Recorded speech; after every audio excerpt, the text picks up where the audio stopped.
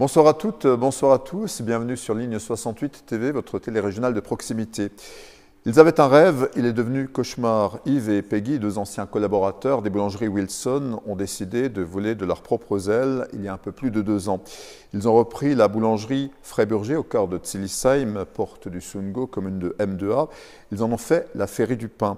Malheureusement pour eux et pour la clientèle, malheureusement pour le village aussi, un chantier a profondément nui à l'affaire. Bonsoir Peggy Geisser. Bonsoir. Vous êtes donc l'associé d'Yves, le boulanger. Qu'est-ce qui vous est arrivé cette année?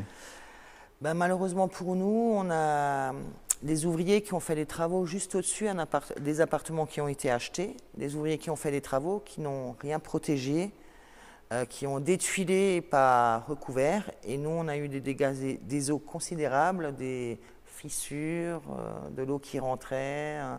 Enfin, notre boulangerie est totalement, comment dire, on ne peut plus rien faire dedans. Elle n'est plus en état de travailler. Détruite, le four est intact cependant, il n'a pas été touché. La seule chose qui n'a pas été touchée pour l'instant, parce que malheureusement tout continue, le temps continue, le mauvais temps, et rien n'est recouvert jusqu'au jour d'aujourd'hui. Ce n'est toujours pas recouvert. Comment vous êtes arrivé finalement à reprendre cette boulangerie? Avec tout ce qui se passait avec les boulangeries Wilson, moi et Yves Erling, on travaillait depuis des années ensemble, et puis on s'est dit pourquoi pas nous lancer. On est tombé sur cette opportunité, puis on s'est dit hop, on se lance, on y va.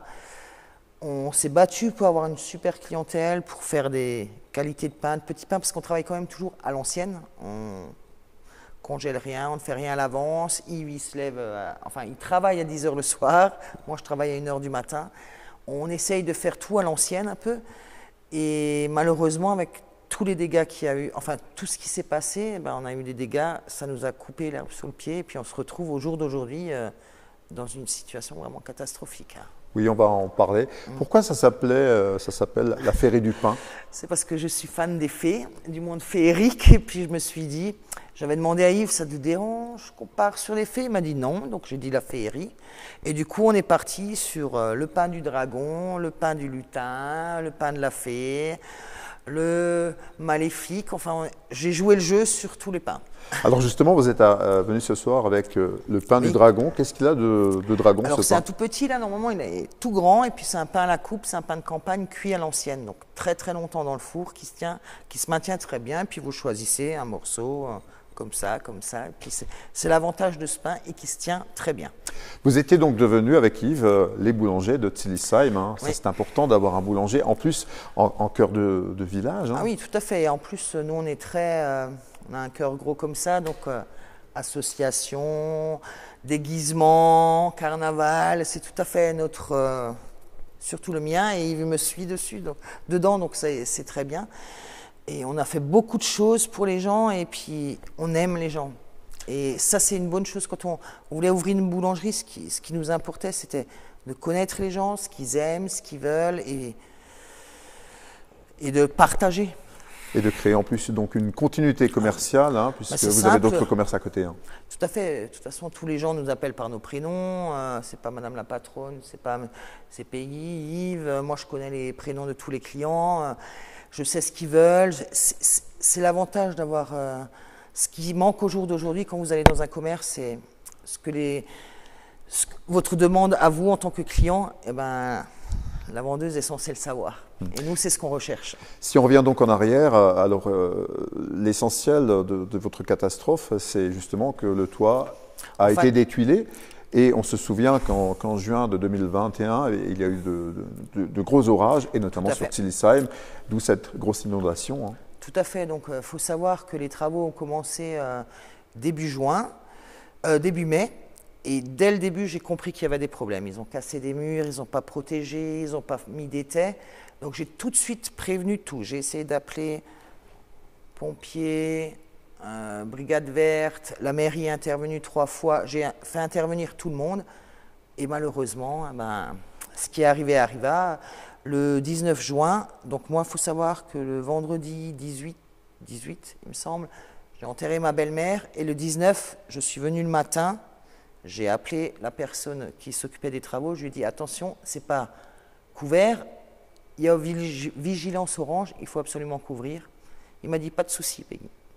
Et puis voilà, le dimanche soir, le boulanger m'a appelé, il y avait 30 cm d'eau, tout était détruit. Et vous avez passé finalement tout l'été sans travailler. 4 mois sans aucune rentrée d'argent, des sorties oui, parce que les charges elles tombent quand même.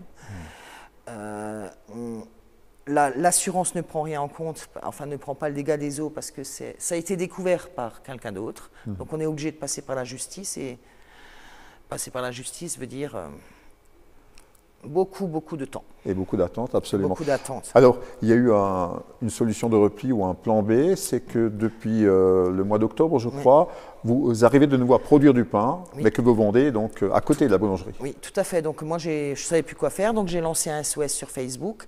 Donc un boulanger, la boulangerie Franck à Wittenheim, nous a tendu la main, donc nous met à disposition un laboratoire où Yves, le boulanger, peut travailler.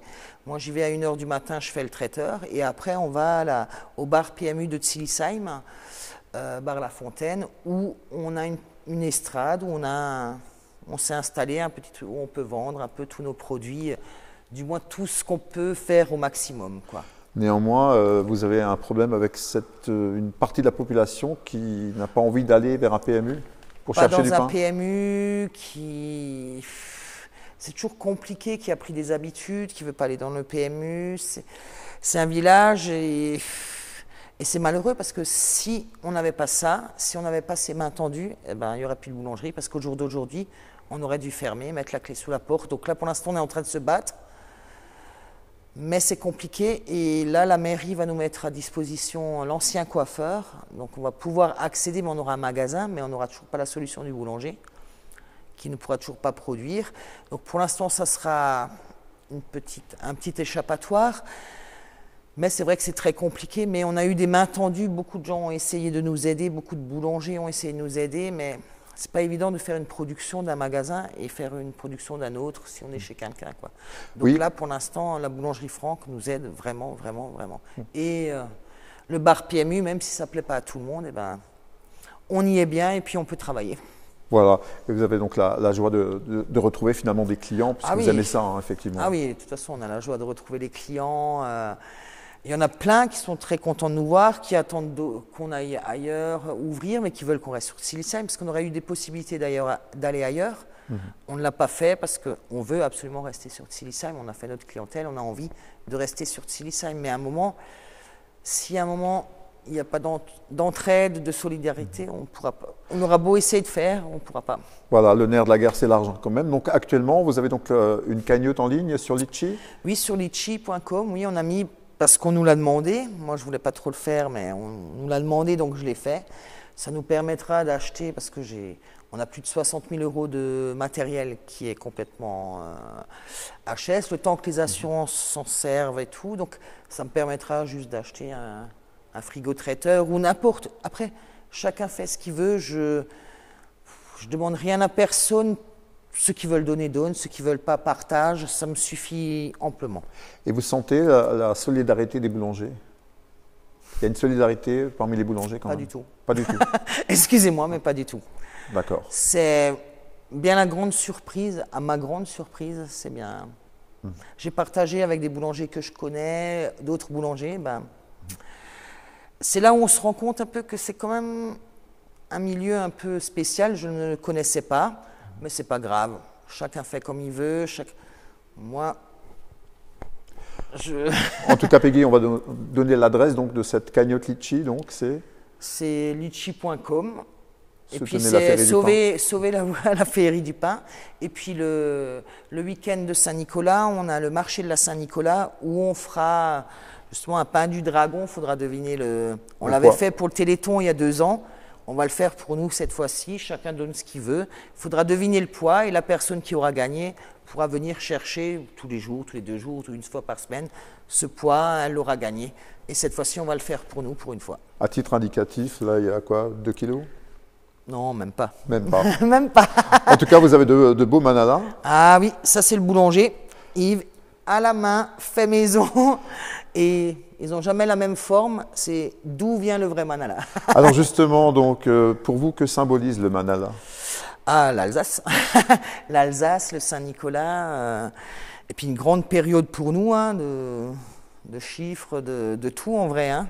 Là, maintenant, cette année, c'est un peu compliqué. Noël, Manala, ça va être très compliqué, mais on va être là quand même. Quand on est dans la boulangerie, on se laisse tenter, on mange souvent du pain. Nous, on est déjà dans notre... De mon côté, on est des mangeurs de pain. Par contre, moi, je suis très salé, je ne suis pas sucré, donc ça va. Je ne mange pas trop. Par contre, je mange des manalas avec du jambon, de la rosette, des cornichons, trempés dans le café au lait. Et on va terminer peut-être par ça. Peggy, finalement, quel est votre pain préféré? La baguette. Je suis moins farine foncée, moi je suis plus la baguette traditionnelle, le pain blanc. Bien croustillant, bien bon. Merci beaucoup. Et fait avec amour. Et fait avec amour, il va sans dire. Voilà, la Féerie Voilà. du pain, donc qu'on peut donc aider sur litchi.com. Voilà, on vous souhaite eh bien, de tenir bon et de rouvrir prochainement. Donc, en tout cas, merci beaucoup à vous de nous avoir accueillis ici. Vraiment, on tenait à vous le dire. Merci. Voilà, soutenez donc cette boulangerie. On a toujours besoin d'un boulanger près de chez soi. Merci beaucoup à vous et merci de votre fidélité sur Ligne 68 TV. À bientôt et abonnez-vous. Merci. De Colmar, la société LK Kunigel et Alsace Destination Tourisme viennent de lancer en juin un Saint-Patron des rôtisseries à